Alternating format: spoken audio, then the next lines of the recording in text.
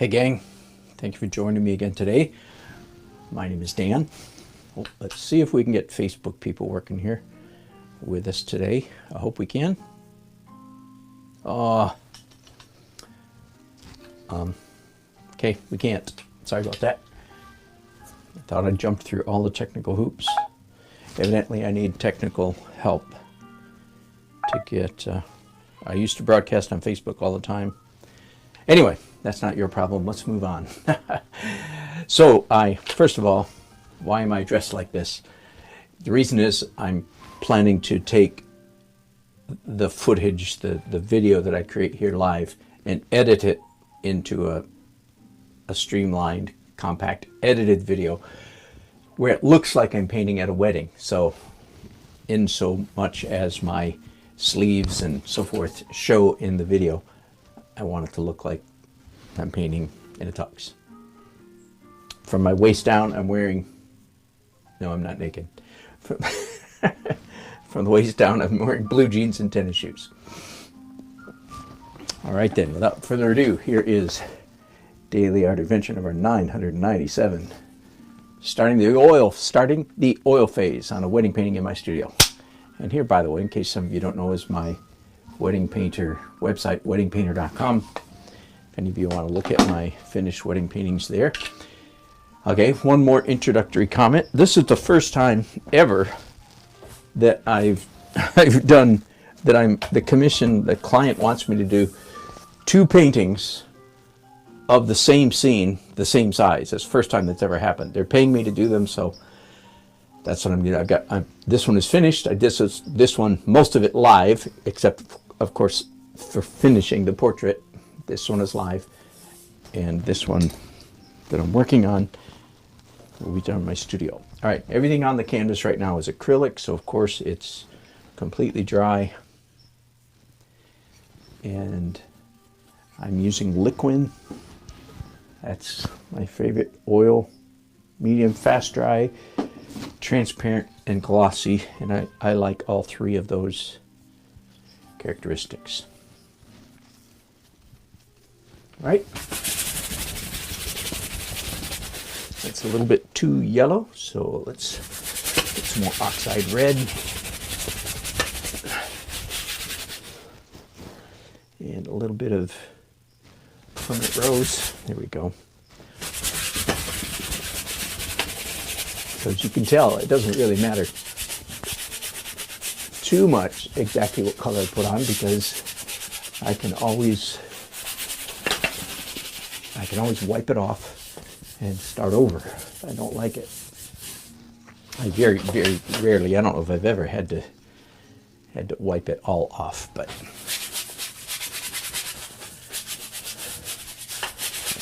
I certainly wipe areas off. And again, this is here in the middle. Maybe it's okay. I was going to say maybe it's too yellow, but maybe not. Maybe not. All right. Now, switch brushes. No, not quite yet. A little more oxide red and some dioxazine violet or purple. Do not take notes. I'm not giving you a recipe here.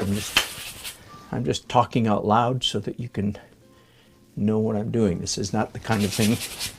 This is not the kind of thing you take notes on if you're an artist. Oh, write that down. Write that down. No, don't write that down. I'll tell you what. If I ever give you a color recipe that is worth writing down, I'll tell you. Otherwise, I'm just telling you. Not. The reason is I run into students. Of course, I teach students a lot, and I run into students who are insecure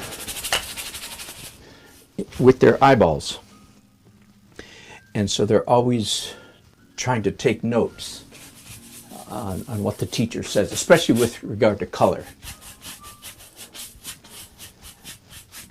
And I discourage that kind of thing and that kind of thinking because as long as a student stays in that mental space, which is, I can't trust my eyes, I need an expert to tell me, as long as they stay in that place, they will never develop their eyes. So that's why I say Don't take notes. No, no, no, don't write that down. Don't write that down. I'm just telling you for curiosity's sake, whatever, because I've got to say something while I'm broadcasting, right?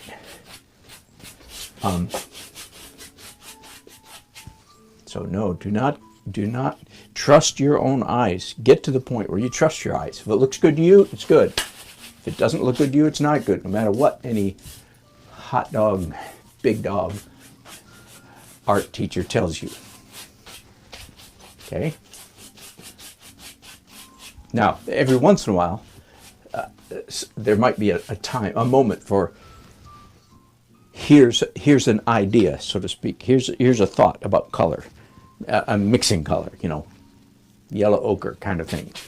naming a color. I mean, every once in a while, that's perfectly normal, but not all the time. Don't go running for your notebook and say, oh.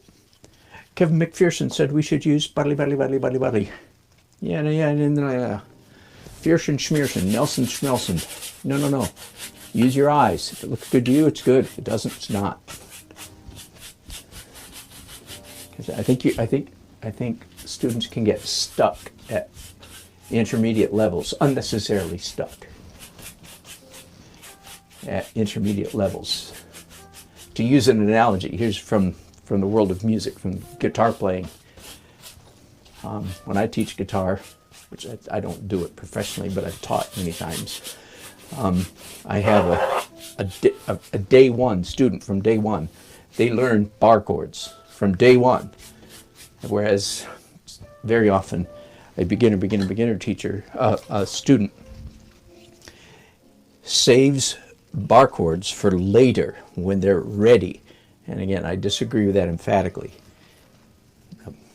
because then you put in front of the student a big barrier that doesn't need to be there. Every guitar student should learn that bar chords are chords, period. They're not like advanced chords. And so you have no idea what I'm talking about. I'm sorry to leave you in the dust for a minute, but students, same kind of thing. Students can get stuck at a very elementary level of development because of the way they were taught. So that's why I often tell you not to write down what colors I say. All right, that was a long tirade, wasn't it?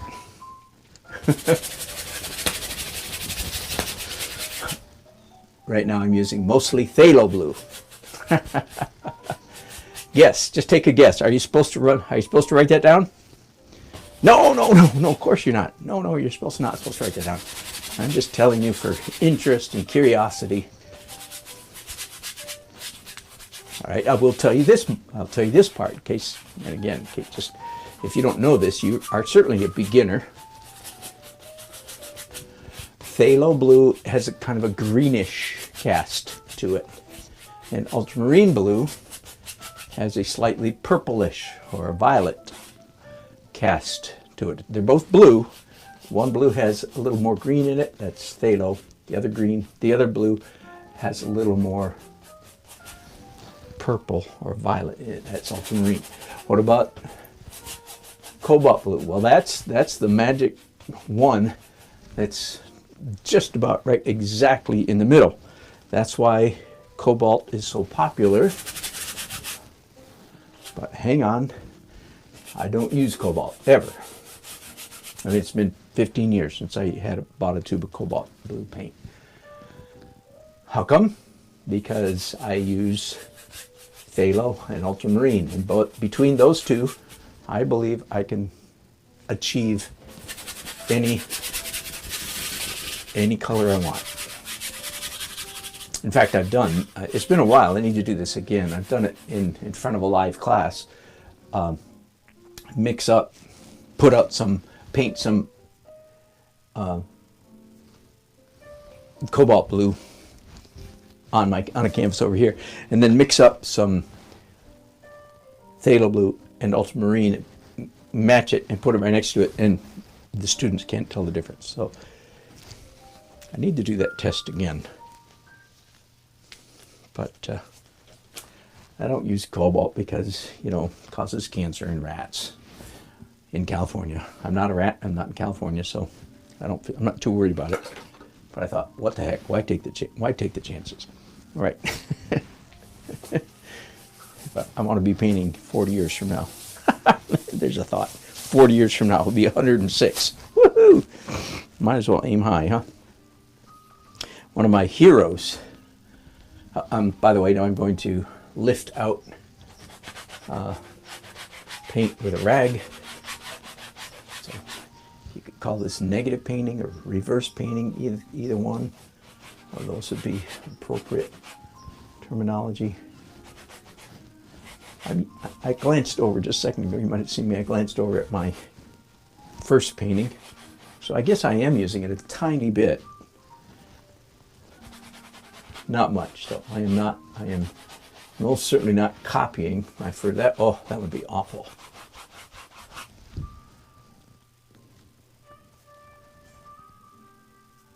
All right, I think that's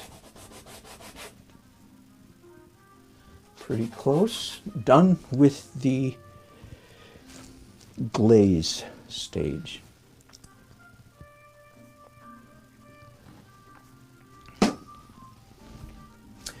I have a photograph of the venue taped to my easel up there where you can't see it. And I have a photograph of the bride and groom. I'll tape it up here for the moment.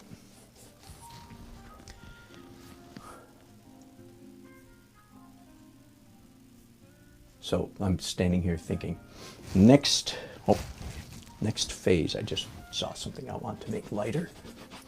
Again. Yeah, here we go.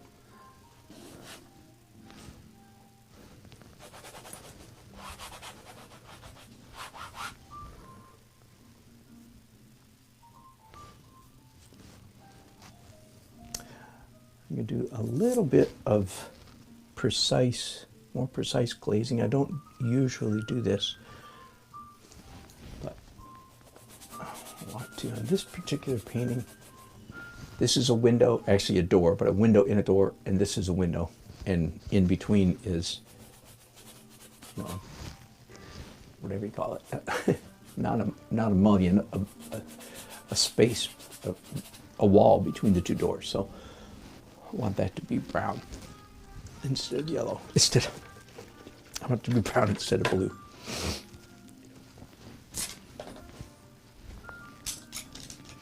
All right, next I'm going to draw, I think, with brushes. Now, I have two options at this point. Typically, I either draw with pencils, which is, again, you regulars hear this all the time. Very unconventional. Hello, David. Wow, 4 years. Bless you. 4 years you've been watching me. Here are the pencils, very unconventional. Let's see if the writing is not worn off any of these. Well, it says on the back, it says Jumbo Jet Black. It's almost not worn off. And on the front it says Jerry's Autorama. Evidently made in Austria. My friends at Jerry's told me. So very unconventional to use pencils in a wedding painting. That's just one of the many unconventional things that I do. But at this point, it's either pencil or dark details with brushes. There's no formula. I go back and forth on this one. Usually, there's already been a couple times in this painting in the acrylic layer that I used pencils. And the decision is usually based on how much pencil is already visible. And I'm surprising myself here. I thought I was going to use brushes, but I'm not, because there's actually very little pencil marks visible from the earlier pencil stage. So that means I'm going to go. Why do I use pencils? It's very simple. It ties in well to what I was talking about a little while ago with when I'm trying to get students to trust their eyeballs. I use pencils because I think it looks cool. Not because, first of all, I don't know anybody that does it besides me, although I don't know them personally. I know a couple, I've seen a couple artists that do. But I just like the way the scratchy pencil lines, I like the way they look. Next to, or juxtaposed, or superimposed, if you will, on top of the paint, that's all. Sometimes I call it smushy paint versus scratchy pencil. I just like how those two things look next to each other. So if you're a young art student, don't go to your high school art teacher and say, hey, I heard we're supposed to use pencils on our oil paintings. Your teacher will look at you like you have two heads, and then you'll say, no, I saw this. Anyway, no, this is very unconventional. Okay, so you can use pencils, but well, back in the olden days, like when my dad was an artist, artists, and still to this day, some do, but many artists would do charcoal pencil, especially vine charcoal, underneath their oil painting. But that was not at all comparable to what I'm doing. And when you'd use that approach, that's just for drawing, just for getting, you know, the image on your canvas before you start painting. That's what the purpose of that is, and that is not my purpose at all. My painting, my scene is already drawn. I'm just adding these lines again because I think they look cool. Does that make sense? Just looks cool. That's how you're supposed to paint. You're supposed to paint what you think looks good. That's the rule of painting.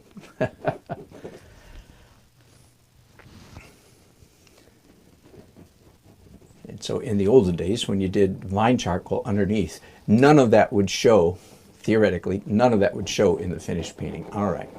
That's just for anybody who's either new to my channel or perhaps new to painting, and you're saying, what? I didn't know we could use pencils. Well, you can't. Unless you want to be weird like me. And of course, you're more than welcome to be weird like me. But the primary purpose of all the marks I'm doing right now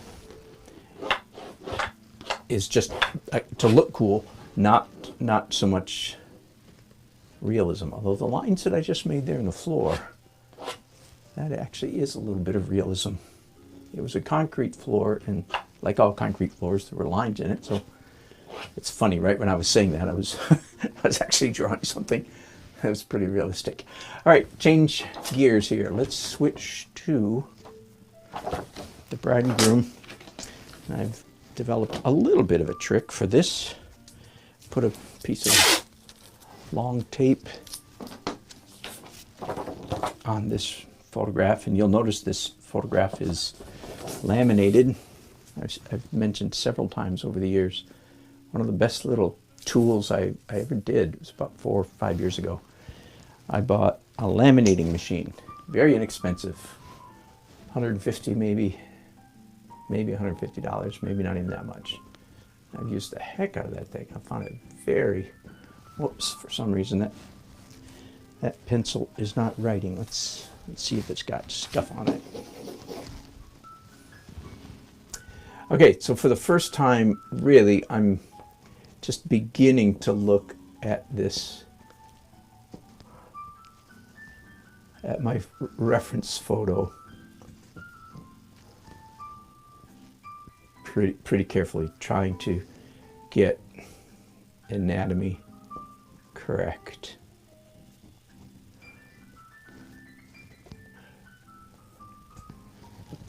This wedding took place in September or October. I don't remember. September or October. I forget now all of a sudden. Near the coast in, okay, let's do a comparison here. Top of collar, eyebrow. Yeah, okay, about right in that measurement. I am doing what I recommend to all of you when it comes to portrait painting. I'm just, at the moment, you could use the word winging it. I'm just winging it. When I'm finished, I will have wung it or wanged it. which, which is it? Anyway, I'm just getting my first stab, so to speak. No, well, obviously I'd already done some, so I guess I shouldn't call it first stab, but first where I'm really being any degree of careful at all. Up until now, I've been very, very, very loose.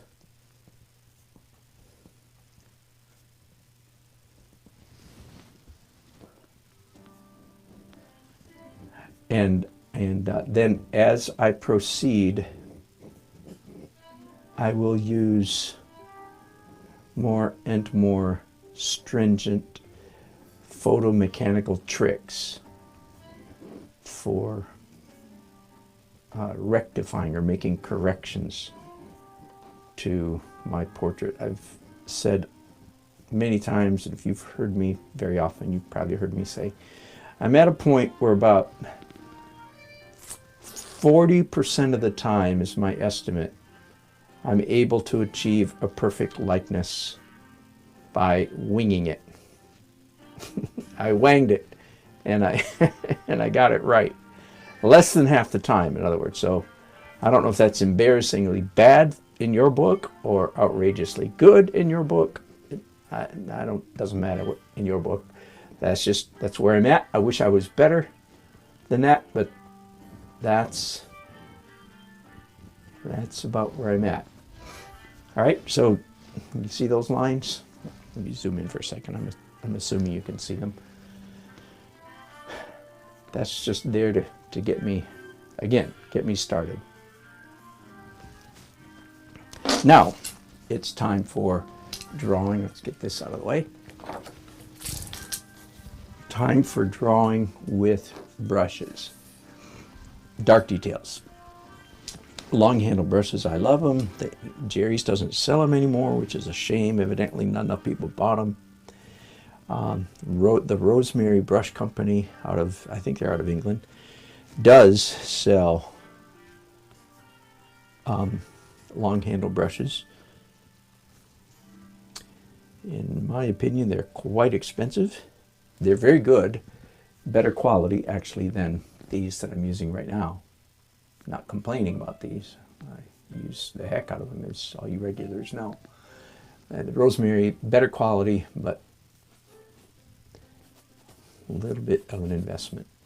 At the moment, I have one. I just haven't gotten around to ordering some new ones. All right, so I'm drawing again on top of, in a sense, on top of the pencil lines, wherever necessary. My approach to painting, especially a complex subject matter like this, is rather than spend a whole lot of time initially lining things out or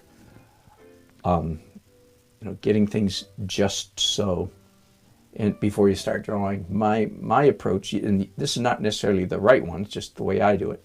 My approach is to sort of throw caution to the wind and just start drawing. Just start, go for it. Just go. Start throwing paint around. That works for me because a typical painting like this, for me, will end up with 13, 14, 15, maybe even 16 or 17 layers or phases. And with every one of those layers or phases, I am making corrections to my initial drawing. Now, let me, since I'm talking about it, I don't know if I've ever said this before, let me go ahead and tell you that there are some hazards to my approach. My approach, again, is throw caution to the wind, just start slapping stuff down. The good news is I tend to avoid, first of all, the composition on the canvas ends up being fairly intuitive, which usually works well for me. And it keeps me from experiencing any kind of canvas fright. I'm not afraid of my I've heard of that. I've actually never had it happen to me, but maybe it's because of the way I paint. I never get nervous about a canvas, about a painting me when I'm standing in front of a blank canvas. I understand it happens to other people, and I feel bad for you, and I wish I had sympathy, but I don't, because it's never happened to me. And maybe it's related, as I'm saying. Maybe it's partly because of the way that I paint. Just start throwing it down, man. In my mind, it's because, let me be facetious, like, oh my goodness, oh no, I only have 15 more chances to correct it. Catch the facetious irony there. So no, I'm not afraid to start out because I have so many chances. One of the tendencies I've observed in early journey painters, and probably maybe I experienced the same thing, I don't remember when I was young, as was early journey painters do have a tendency to put a mark down on the canvas, a drawing mark, you know, a definition mark, a realism mark. They do have a tendency, I've noticed, to put a mark down and trust it, believe it, put their weight down on it. And that's I try very much. I go to some pains to try to say, no, no, no, no, don't do that, don't do that. Every mark you make is just a guess, and you're going to re-guess it several times. Now, again, that's predicated upon the notion that you paint something like I do, which is layer, layer, layer, layer, layer. So, again, it tends not to be the hyper-realistic method of painting. And as you also know, the essence of painting is making interesting marks. All I'm going to say about that today, maybe, is that interesting marks are the product of interesting movements. And the way that I'm holding my brush, you see, back pretty far and at side saddle, not like this. I strongly recommend don't paint with the point of your brush. Paint with the blade, the side of your brush. And that means I don't use rounds and I don't use flats very much. I use filberts extensively, not exclusively, but extensively. In oil painting, that is. Strangely, in my watercolor paintings, I tend to use flats extensively. So there you go. Call me anything but consistent. Don't call me consistent. You can call me having fun, though. That's legal. You can say, man, he has fun. That is true. So interesting marks are the product, or the byproduct even, is a good way to think of it. How do you make interesting marks? By making interesting movements. Not stilted, not stultified, not hesitant, not henpecky, all those words. Not repetitious. Oh, and definitely not ergonomic. Beware the ergonomic stroke. That's been one of my mantras for nearly 15 years now. Beware, watch out, watch out, watch out. The ergonomic stroke is any stroke that you make because that's like this right here. This is the most common.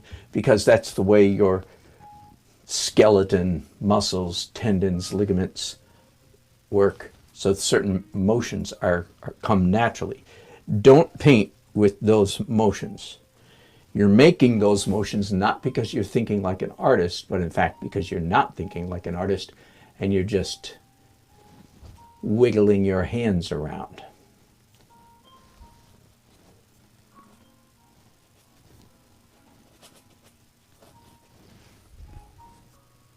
That was pretty analytical. But no, I'm being facetious. I was not very analytical. But I feel like that's all the energy I have right at the moment. All right, I think I'm done. Boy, that didn't take long. Okay, so I've done 3 things so far. By the way, 3 layers since we started. Glaze. Sometimes you could call wiping off a separate layer from glaze. Okay, let's do it just to be. Glaze, wipe off, pencil, and dark details. So I've done 4 things, 4 layers. Now, it is time for, and realize I don't have enough titanium white out on my palette. And again, little detail. This is alkyd, that word right there. That's regular. This is just regular oil paint, but it has an alkaline chemical in it, sometimes called a drying agent. So it's fast, dry oil paint. Now I have down in my van, and with one of my plein air easels, I have a whole kit of alkyd oil paints. But normally I just use titanium white as my only alkyd. And I use it because it's fast dry. And titanium white is one of the slowest drying colors.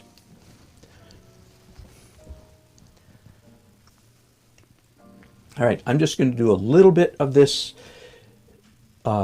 this layer. What layer, you say? Oh, I haven't said that yet, have I? All right, we're all the way to the fuzz layer. F-U-Z-Z, fuzz. Who else is saying hi here? David, I'm painting on canvas. You probably know that. No? Now? David, I lost my other job. Hello, Vishal from India. Thank you. God bless you too. I appreciate that. Yeah, 2 days of painting. I must have lost my other job, David is saying. Thank goodness. No, all right, fuzz layer.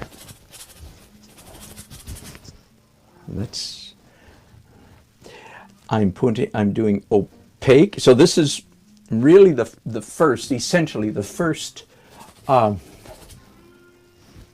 opaque layer color.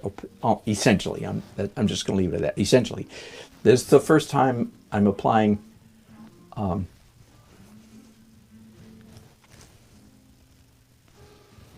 opaque color to the canvas, but I'm applying it very, very thinly, right? Very thin layers. This is called scumbling. Often that's a traditional term for applying opaque paint in a very thin manner. Now, and of course, you all are, if you're new to my channel, you're seeing I paint with two hands. The two-handed thing,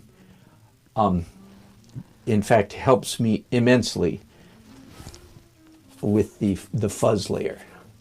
One of the chief characteristics of my fuzz layer is it's a very, very, very loose, very soft edges, very loose.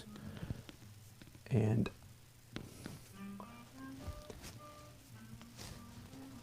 very soft edges. For instance, like I was painting, this is going to be a candle that's lit, and the fuzz around it went all the way up here. So 3 inches of fuzz. Same thing here. Here's another candle, and I can see the fuzz went up this far. And I'm certainly not necessarily done at all with that fuzz.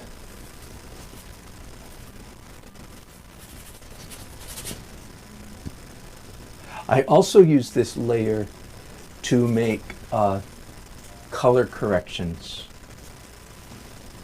I'm going to put those two, not clean those two brushes, but just pick up. So if there's any part of my painting that it's the wrong color, I will use this moment right here to fix that. All right, I'm going to pick up some blue.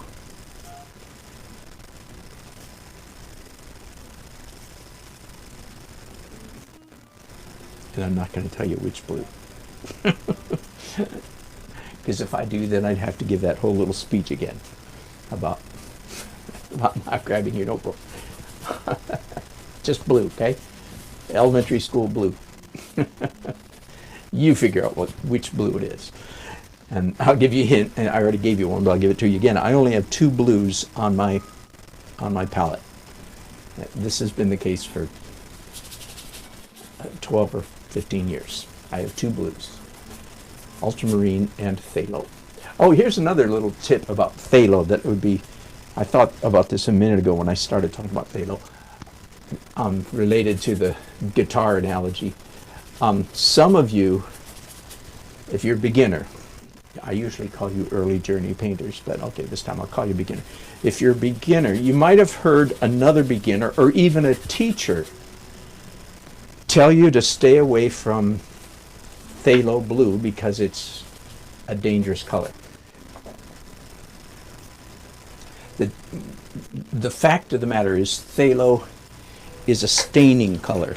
It's one of our paint colors, tubes of paint, that behaves differently. Now, you watercolor people, you know all about staining colors because in your world that's a really important issue.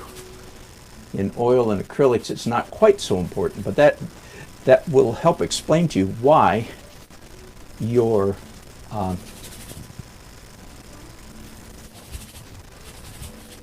phthalo blue behaves. What it feels like, it's way too powerful. A little bit goes a long way. And indeed that is true because it's a staining color. But do not avoid it. It is an absolutely, in my opinion, it's an absolutely essential color on your palette. You cannot paint well without phthalo blue. That's absolutely, you cannot paint well without phthalo blue. So don't let anybody tell you that you should stay away from that color. That is a big mistake in my book. Just learn how to control it. It's real simple. A little goes a long way. That's all you need to know, right? Lesson over. Now you'll still blow it several times, but at least you know why now you're blowing it, because you used too much. Okay. Indian yellow is a staining. Several of our transparent colors are staining colors. Indian yellow, little goes a long way. By the way, I'm doing pink right now because there are pink flowers up here, and I want some pink. Same here on the cake. I want some pink fuzz, some pink glow. I could call this also the glow layer. That would be perfectly appropriate. The glow layer, the fuzz layer, the messy layer, translucent. All these words are correct. I'm going to let me see. I think I'll use these same brushes, the ones that had pink on them. Wipe them off. Part of the thinking behind this fuzz layer, which is what I normally call it, is I want to make sure that my painting has a preponderance of soft edges before I begin my final edit layer, which is coming up probably next. But I don't want to think about that right now because I'll get myself tied up in a mental knot. No, I'm doing a lighter, by the way, and slightly more precise layer of fuzz layer right now, but just not quite as wild and crazy, not quite as soft.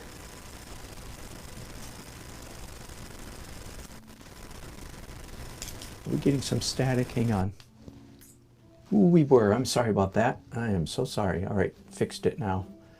Sorry about that. It was not your phone or your computer, or your iPad. It was me. Very sorry. Got it fixed now. All right.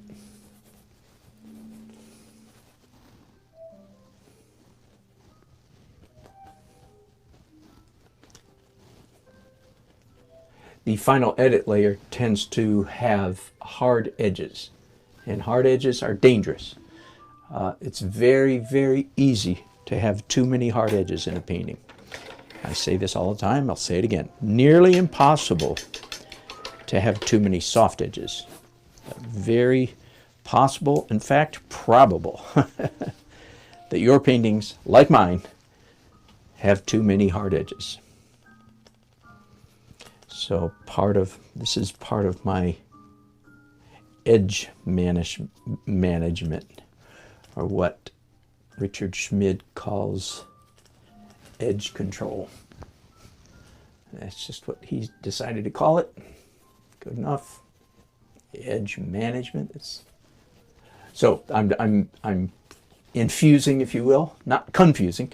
I'm infusing the painting, the canvas, with a lot of very soft edges. And then when I proceed to the final edit layer, and I'm going to make that a separate broadcast, my task is to hold back on the reins, so to speak, ride the brake all the way through the final edit layer, and try not to undo too many of these lovely soft edges. Now, let me see. Oh yeah, a little bit of green. This is color correction, if you will. Just looking at my photograph and asking myself the question: okay, how much does the greenery? There's all this plants. How much green shows up? Not much, but more than I've got. So I'm going to get a little more green into the painting right here.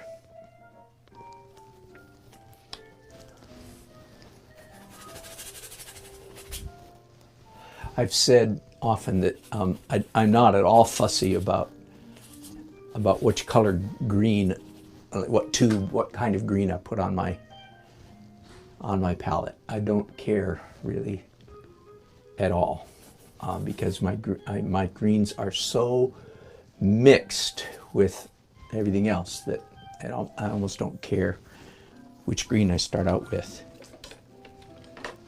Which is peculiar, and maybe in 5 years when I'm a better artist, or 2 years or 2 months, who knows, maybe someday I'll go, oh no, that was a mistake, I should have used blank green. It may very well be the case, but at the moment it's not the case. So I don't care what green, I just don't care. I have everything: Hooker's green, Viridian green, chromium oxide green, sap green, all kinds of stuff. There's a little bit of reddish something right there that I don't care much for. There we go. That's better.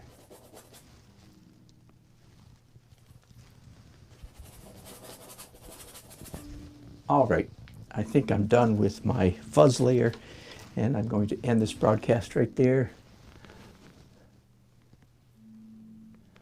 Hello, Prophecy Inc. from Texas. Hello indeed. Looks like John painting with 2 brushes. Good. Somebody else paints with 2 brushes. I'll have to look them up. All right. Let me turn this at me just for a second. I will edit, of course, all this stuff out of my video when I edit and make it look like I'm at a wedding instead of in my upstairs studio. Thanks for watching. If I find myself doing anything interesting the rest of the day, I'll start out